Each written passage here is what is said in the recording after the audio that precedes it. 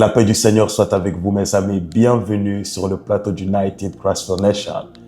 Aujourd'hui, je vais vous partager la conversion de ma grand-mère. Un témoignage puissant de comment Jésus-Christ a visité la maison de ma grand-mère paternelle et comment en une seule journée, la gloire de Dieu s'est manifestée dans ma famille. Ce témoignage a changé ma vie et mon parcours en tant que chrétien. La Bible dit ceci dans le livre d'Actes, chapitre 16, verset 31. Paul et Silas répondirent, « Crois au Seigneur Jésus et tu seras sauvé, toi et toute ta famille. » Pour vous raconter un peu la petite histoire, je suis né d'une famille 50% chrétien catholique et 50% musulmane. En étant très jeune, je ne connaissais pas Jésus. Mais une chose qui était, c'est que ma grand-mère du côté paternel connaissait Jésus. Elle servait Jésus en tant que servante dans les églises catholiques. Mais vous savez comment sont les familles africaines. Elles ont toujours un pied avec les choses de Dieu et un autre pied dans les choses qui ne sont pas très pures devant Dieu et très justes devant Dieu. Donc, bien que ma grand-mère suivait Jésus, elle avait également un pied qui était dans le vaudou, dans la sorcellerie. Elle ne faisait pas ces choses pour faire du mal à quelqu'un. Mais vous savez, la plupart des gens qui font ces choses d'ailleurs ne font pas pour faire du mal, mais pour se protéger eux-mêmes et protéger leur famille. Ah, c'est extraordinaire ce que Jésus a fait. Avant ma venue en Europe, au Portugal précisément, à l'âge de 6 ans, en Guinée-Bissau, j'ai perdu mon père, le premier fils de ma grand-mère. Quand ma grand-mère a perdu mon père, qui était son fils aîné, qu'elle a eu avec son premier amour, son cœur a été brisé. Je me rappelle que depuis ce jour-là, jusqu'au moment où elle a rencontré Jésus, la lumière et la joie n'étaient plus sur son visage. Elle avait pourtant d'autres enfants qu'elle a eu avec un autre homme. Mais quand elle a perdu mon père, j'ai vu la lumière de la vie s'éteindre en elle. Quelques années plus tard, je vais partir en Portugal et du Portugal, je vais venir ici en France. Et puis, quelques années un peu plus tard, à l'âge de 15 ans, je vais rencontrer Jésus. Un roi extraordinaire, puissant, merveilleux dans tout ce qu'il fait. Jésus va changer mon parcours sur la terre. Je vais commencer à le servir et sa gloire va commencer à se manifester dans ma vie à travers chacune de mes actions. On arrive en 2018. 2018, j'ai alors 17 ans. En 2018, je vais connaître un grand moment, une grande épreuve à laquelle je vais être confronté. Je vais perdre ma mère. C'était précisément le 27 juin 2018. J'étais devenu un orphelin sur la terre. Mon cœur était brisé, anéanti. Tous mes espoirs s'écroulaient en petits morceaux, se détruisaient en petits morceaux. Je ne voyais plus l'envie ou le désir ou l'objectif de réussir dans la vie. Parce que celle que je voulais rendre fière finalement n'était plus là. Durant ce temps de douleur et de peine pour moi, j'ai vu la main de Dieu. Et d'une façon spectaculaire, le Seigneur Jésus a été mon aide. Ma mère, je l'ai perdue d'une façon très jeune. Elle est partie très, très, très jeune. Et il m'a fallu pas plus de 3 ans pour faire le deuil de ma mère. 2018 est passé, 2019 est passé, 2020 est rentré. Et c'est au milieu de l'année 2020 que mon cœur va commencer un peu plus à se calmer. Entre ce laps de temps, ma grand-mère savait que j'avais reçu Jésus. Elle savait que j'avais rencontré Jésus. Bien que j'étais devenu un orphelin sur la terre, je savais que j'avais un Père dans le royaume des cieux et que ce Père s'appelle du nom de Jésus-Christ. Alléluia! Gloire à l'agneau, c'est magnifique. Elle savait que j'avais rencontré Jésus. Des fois, nous nous appelions, quand nous appelions, je lui parlais de Jésus. Bien qu'elle a connu le nom de Jésus bien avant moi, puisqu'elle servait l'église catholique, je n'étais même pas encore né. Mais je lui parlais de Jésus. Je lui racontais le Seigneur que j'avais un jour, dans un soir comme ça de juillet 2016, rencontré dans ma chambre. Elle a cru en mon témoignage. C'était une des premières dans ma famille d'ailleurs à avoir cru en mon témoignage à 100% avec une grande joie. On était mi-2020 quand je lui ai dit, écoute ici, dans un an, je vais venir en Guinée-Bissau. Et quand je viendrai en Guinée-Bissau, tu me verras, mais tu ne me reconnaîtras pas. Tu vas me reconnaître à partir du moment où je te regarderai et je te dirai, viens, accompagne-moi. Je veux aller faire quelques pas là-bas, vers l'autoroute. Est-ce que tu peux m'accompagner? Je lui disais ces choses-là en portugais dans ma langue. Je lui dis, c'est seulement à ce moment que tu reconnaîtras que c'est moi. Quand je viendrai, je me présenterai à toi et je te saluerai, mais tu ne me reconnaîtras pas. Oh, gloire à l'agneau! Parce que nous pouvons faire tellement de choses par la puissance de la foi. Alors, un an s'écoule de milieu 2020 jusqu'à milieu 2021, où je décide d'aller en Afrique, en Guinée-Bissau. Avant d'y aller, je rappelle ma grand-mère. Je lui dis, écoute, quand je viendrai, ça va se passer comme ça, comme ça, comme ça. Je viendrai et ce jour-là, je prierai pour toi et Jésus va te guérir. Je prierai pour toi et Jésus va faire une œuvre extraordinaire parce que je me rappelle qu'elle avait des douleurs de jambes, des douleurs de pieds. Son pied lui faisait très mal. Je lui disais, quand je viendrai, tu ne me reconnaîtras pas, mais je te saluerai de cette manière et je te dirai, viens marcher avec moi dans tel lieu. À ce moment-là, tu me reconnaîtras, tu sauras que c'est moi. Et au milieu de l'année 2021, je vais en Guinée-Bissau pour aller faire le deuil de ma mère. Parce que depuis que je l'avais perdue, je n'avais pas eu l'occasion vraiment d'aller voir là où on l'avait enterrée. Alors je suis parti. Je vous épargne les détails parce que ça c'est un autre témoignage. Quand je suis arrivé en Guinée-Bissau, j'ai été très bien accueilli. J'avais 20 ans à cette époque. Beaucoup de gens font tellement de combats spirituels, mais ils ne savent pas que c'est l'action de la foi qui ramène la délivrance au sein de nos familles, qui brise les chaînes, les cycles des esprits familiaux. Quand j'arrive en Guinée-Bissau, quelques temps après, avant d'aller rendre visite à ma grand-mère, je me repose chez mon oncle et puis on sort avec lui et on se présente chez ma grand-mère parce qu'ils n'habitaient pas très loin de l'un et de l'autre. Quand j'arrive vers chez elle, je la vois assise devant sa maison. Mes amis, c'est extraordinaire parce que j'ai vu une fois la puissance de la gloire de Dieu. J'ai marché, mon oncle s'est caché, j'ai marché jusqu'auprès d'elle. Elle était avancée en âge, vieille et fatiguée de la vie. Tous ses yeux étaient comme rentrés. Vous savez, quelqu'un qui est vieux, vous voyez sur son visage. Je les regardais, je les saluais. Elle me regardait comme ça là. Essaye de me reconnaître. Je les salue encore une deuxième fois. Et je lui ai dit, accompagne-moi dans tel lieu. Je dois aller faire telle chose. Viens, allons-y ensemble. C'est à ce moment que ses yeux se sont ouverts. Elle m'a appelé par mon nom. Elle m'a appelé par mon nom d'affection, qui est Manu. Et je lui ai dit, oui, c'est moi. Nous nous sommes pris dans les bras. C'était merveilleux. C'était extraordinaire. Pour vous dire, mes amis, j'ai jamais vu une femme aussi belle que ma grand-mère. Pourtant, j'en ai vu des femmes. Mais de la même façon que je n'ai jamais vu une femme aussi belle que ma grand-mère paternelle, je n'ai jamais aussi vu une femme être aussi belle et être aussi pauvre. Je n'avais jamais vu ça. À ce moment précis, nous nous sommes pris dans les bras, nous avons parlé. Et je lui ai dit, demain je viendrai et je t'annoncerai Jésus et je prierai pour toi. Gardez dans l'esprit qu'elle connaissait Jésus puisqu'elle en avait entendu parler avant que je vienne au monde. Elle servait Dieu dans l'église catholique. Le lendemain, avant d'aller à la maison, la voir, je me mets à genoux et je prie. Je cherche la face de Dieu. Je demande à Dieu de m'aider et de visiter la maison de ma grand-mère. À ce moment précis, je me lève et je lis tous les esprits de sa maison, tous les esprits contraires à la volonté de Dieu. Et je vais chez elle.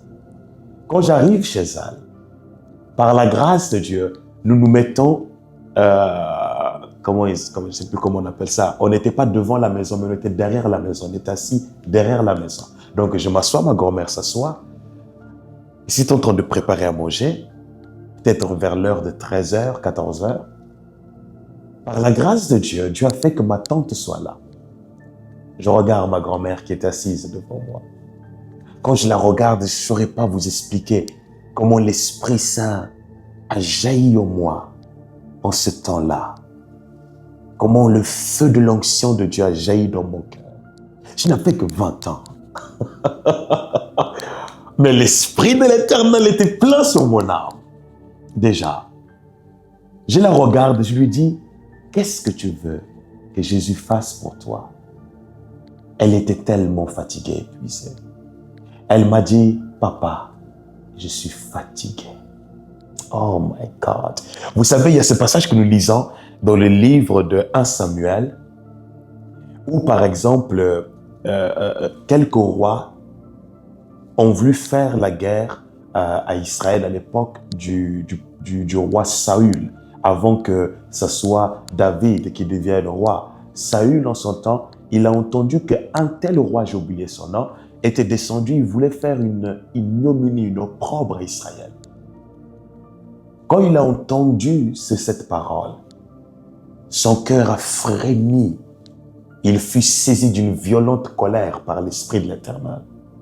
De même, David, à cause de l'onction de Dieu, lorsqu'il a entendu lorsqu'il a entendu Goliath, alléluia, insulter l'armée du Dieu vivant, l'onction de Dieu a commencé à bouillonner dans son esprit.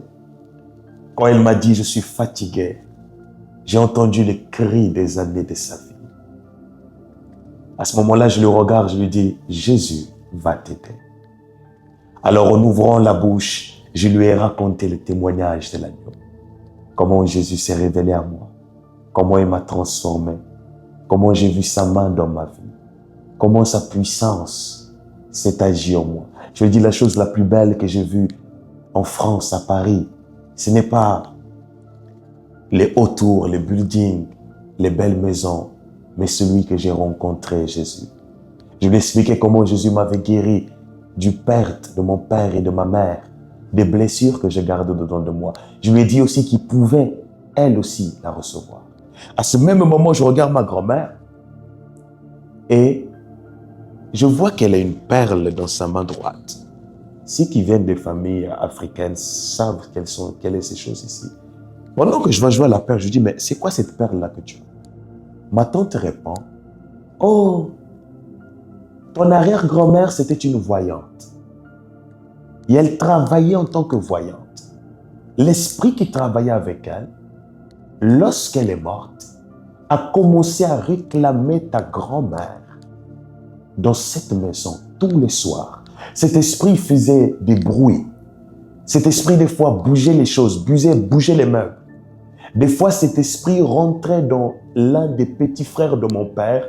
Il faisait qu'un des petits frères de mon père prenne des machettes, quoi, pour aller frapper son autre petit frère. Cet esprit faisait des dégâts dans la maison de ma grand-mère. Quand j'ai entendu ça, my God, j'ai encore senti ce feu bouillonner dans mon esprit. J'étais tellement en colère, tellement irrité. Je lui ai dit, aujourd'hui, Jésus va te délivrer, toi et ta maison. Aujourd'hui, Jésus va te libérer, si tu y crois. Je savais que derrière la maison de ma grand-mère, il y avait un hôtel de marabout qui était là. Cet hôtel était là depuis des années, il me semble, avant même que mon père ne soit né. Ah, my Jesus. Jésus est puissant et glorieux.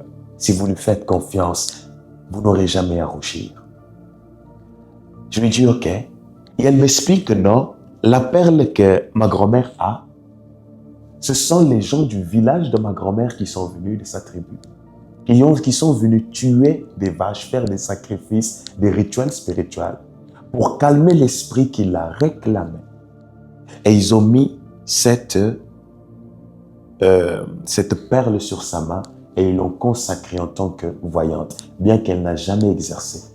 J'étais tellement en colère de ce que Satan pouvait agir comme ça, et surtout avec un membre de ma famille. Alors en la regardant, je lui ai dit, Jésus va te délivrer aujourd'hui. J'ai repris mon témoignage, je lui ai parlé de Jésus.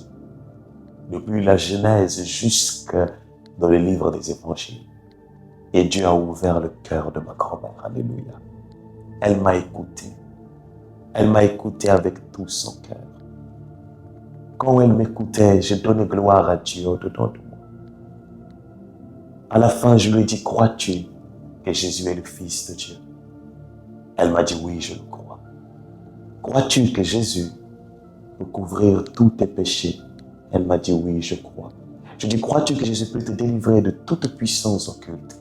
Elle m'a dit, oui, je crois. Je lui ai également parlé que nous n'adorions pas de statues en tant que chrétiens. Nous n'adorions pas Marie, les anges et toutes ces choses-là qu'elle avait chez elle.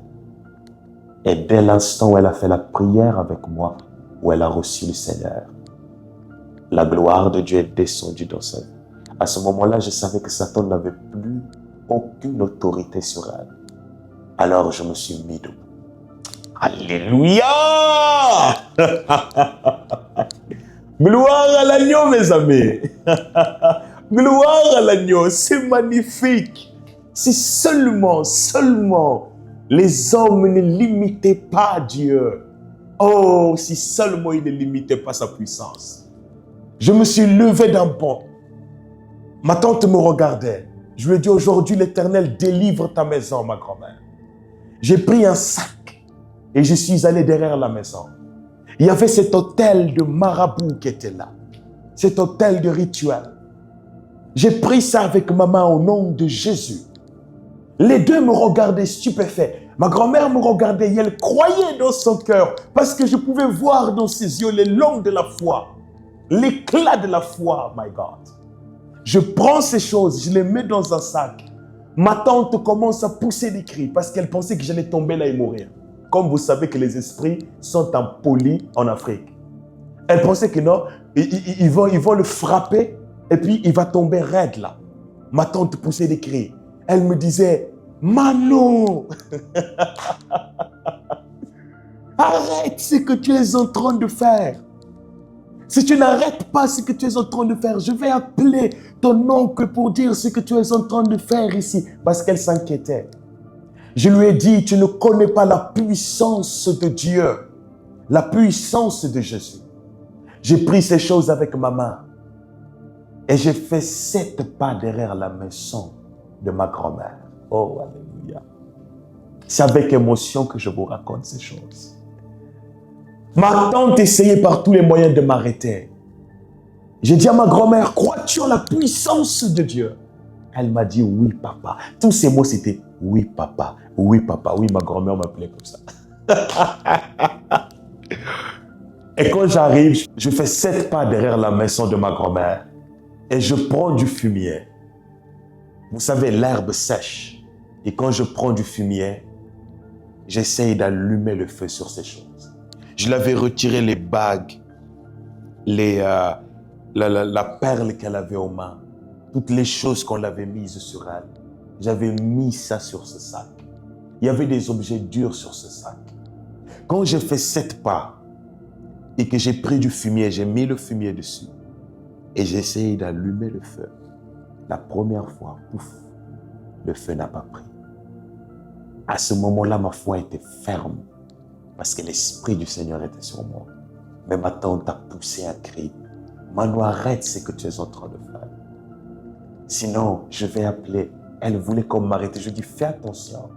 Tu ne connais pas la gloire de Dieu. J'étais tellement décidé qu'aujourd'hui, Dieu va terrasser tous les esprits de la maison de ma grand-mère. Et la lignée familiale de ma grand-mère va être délivrée. J'ai allumé le feu une deuxième fois. Le feu avait pris petit comme ça, il n'y avait que de la fumée. À ce moment-là, par la puissance de l'Esprit, je lève mes 2 mains vers le ciel. Les 2 témoins étaient là qui regardaient ces choses. À l'instant où je lève les mains, je commence à chanter « Alléluia, Hosanna, Alléluia, Hosanna ». Oh my God. Le feu a pris comme ça là devant nous. Ma grand-mère, ma tante et moi-même qui constatons la chose. Le feu a pris sur cet hôtel comme ça là. Et sans que personne n'ait besoin de me dire quoi que ce soit. Je pouvais ressentir l'armée de l'Éternel à ma droite et à ma gauche. L'armée du Dieu vivant être à mes côtés. Je vous parle, il y a le feu de la gloire de Dieu qui est là maintenant. À ce moment, je savais que Dieu délivrait la maison de mon père totalement. Comme un fou. Je recule, je continue à chanter Alléluia, Hosanna. Mes amis, suivez-moi. En même temps qu'ils sont en train de brûler, je ne parle même pas à ma grand-mère ou à ma tante. Je rentre dans la maison. Je prends les statues de Marie, les images de l'archange Michael, la Bible catholique. Je rassemble toutes ces choses dans un grand sac. J'avance vers la poubelle, je jette ça dans la poubelle. Le temps que je reviens pour regarder l'autel qui est en train d'être consumé, tout était comme de la cendre. Alléluia. Il ne restait plus rien. Je savais que ce jour-là, Dieu venait de délivrer la maison de ma grand-mère. Après être rentré chez mon oncle, j'ai donné gloire à Dieu. J'ai célébré son nom. Pendant que je me suis mis à genoux en train de parler à Dieu, le Saint-Esprit me parle, il me dit, envoie un message à ton cousin. Il a un de ses amis qui va dans une église ici à côté. Vas-y, tu ramèneras ta grand-mère. J'envoie un message à mon cousin sur WhatsApp. Lui, choqué, il me dit, mais comment tu sais ces choses? Je lui dis, mais ramène-moi juste là-bas. Et il m'a ramené dans cette église. Et j'ai ramené ma grand-mère. Et ma grand-mère a donné sa vie à Jésus. Le dimanche même de la semaine où ces choses se sont passées, elle a témoigné à l'église qu'elle avait abandonné à tous ces rites diaboliques et sataniques. Au moment où elle a reçu Jésus, la joie est rentrée en elle. Son visage a changé.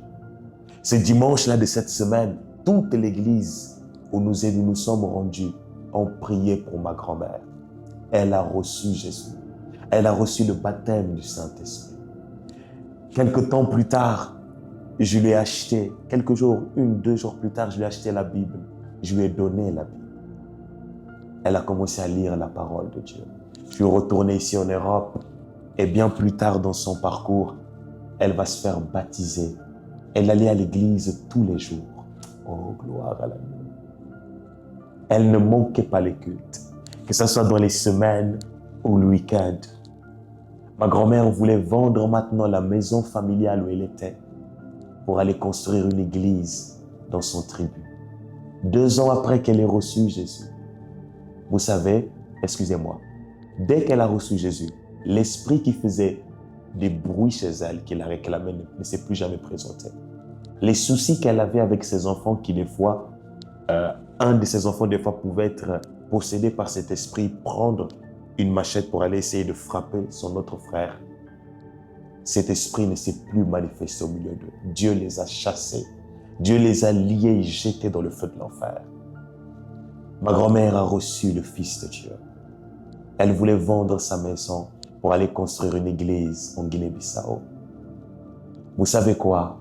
Pendant qu'elle était dans ce processus, c'est là que Dieu va la prendre. 2 ans et 3 mois avant sa mort, elle a rencontré Jésus. Elle a donné sa vie à Jésus. La maison de mon père a été délivrée parce que j'ai eu l'audace par le Saint-Esprit d'obéir à la parole de Dieu. Je disais à Dieu, tu disais ceci dans les jours du livre de ma vie, dans les pages des jours du livre de ma vie. En parlant de ma grand-mère, Dieu pouvait dire ceci dans ses livres. Cette femme perdra son fils unique. Mais le rejeton de son fils unique, qu'il ne me connaissait pas, irait dans un pays lointain. Et dans ce pays, je me révélerai à lui. Et quand je me serai révélé à lui, il reviendrait dans cette maison. Et il parlera à cette femme de ma part. Et ce jour-là, le salut rentrera dans la maison de son père. Et c'est ce qu'il s'est passé. C'est ce que ma grand-mère a vécu. Et c'est ce témoignage que nous avons porté. Tant de gens prient pour la délivrance de leur maison. Mais il faut avoir l'audace de manifester la foi. Dieu dit à Gédéon, vas-y avec la force que tu as. Je ne connaissais même pas Gédéon quand j'ai brûlé les autels de la maison de mon père, quand je les ai livrés au feu. Ma grand-mère a donné sa vie à Jésus. Tout son parcours sur la terre a été changé. Je lui disais, si tu suis cet homme, je sais que moi et toi, nous allons nous rencontrer. Avant qu'elle ne meure, une semaine avant que le Seigneur ne la prenne, elle est tombée malade. Les pasteurs sont venus prier pour elle. My God! Elle aurait pu mourir dans les ténèbres, mais elle est morte entourée des pasteurs et des prières des serviteurs de Jésus. Moi-même, j'ai prié pour elle. Elle était prête à rencontrer son Seigneur. Et dans la nuit de septembre 2023, dans la nuit de dimanche à lundi, Dieu a décidé de la prendre et elle est rentrée dans la gloire du Père. Je vous donne ce témoignage pour vous fortifier, pour vous encourager, pour vous initier dans la foi. Ayez la foi. Jésus n'a pas menti à l'humanité. Qui peut se mettre entre vous et Jésus? Qui peut combattre Jésus et le triompher? À chaque fois que dans la Bible, nous avons engagé le nom de Yahweh, le nom de Dieu s'est puissamment manifesté au milieu de nous tous, au milieu des serviteurs de Dieu qui étaient à l'époque, d'Élie devant les 400 prophètes de Baal, d'Ésaïe, de Jérémie devant le roi de Juda et ses partisans, de Pierre devant la poussière des hommes qui étaient témoins de son prêche, de sa prédication au nom du Fils de Dieu, de l'apôtre Paul qui a si souffert à cause de cet nom merveilleux que nous possédons. Il n'y a rien qui soit impossible à Jésus. Jésus peut visiter ta maison, sauver ta famille, sauver tes enfants. La prière n'a pas de date d'expiration. Pour moi, ça s'est passé comme ça. Vois-tu? Peut-être que pour toi, ça va être autrement. Mais n'ayez pas peur de manifester la foi. D'autres me disaient, oh, tu sais, il ne fallait pas brûler, il fallait juste donner pour que les gens aillent rendre ça. Mais moi, j'ai tout brûlé. Et la gloire de Dieu s'est manifestée dans ma famille. Je voulais partager ce témoignage avec quelqu'un pour le fortifier et vous dire que c'est encore possible pour les membres de vos familles que vous aimez. C'est encore possible de vivre cette belle expérience qui est une salut parfaite qui ne peut être perdue lorsqu'on y croit et que l'on marche selon les commandements de celui en qui nous croyons. Que la paix soit avec vous. Ici l'évangéliste Emmanuel Silva Suarez d'Acosta. Partagez ce témoignage avec vos familles, vos proches, vos pasteurs, vos gens qui vous sont précieux. Car l'Éternel est vivant. Et assurément, il fera des prodiges et des choses merveilleuses. United Christ for Nation vous bénit. Soyez bénis. Shalom. Hosanna Bukole, Alléluia. Hosanna Bukole, Alléluia. Hosanna Limambo, Alléluia. Hosanna Limambo, Alléluia. Hosanna Maombi, Alléluia.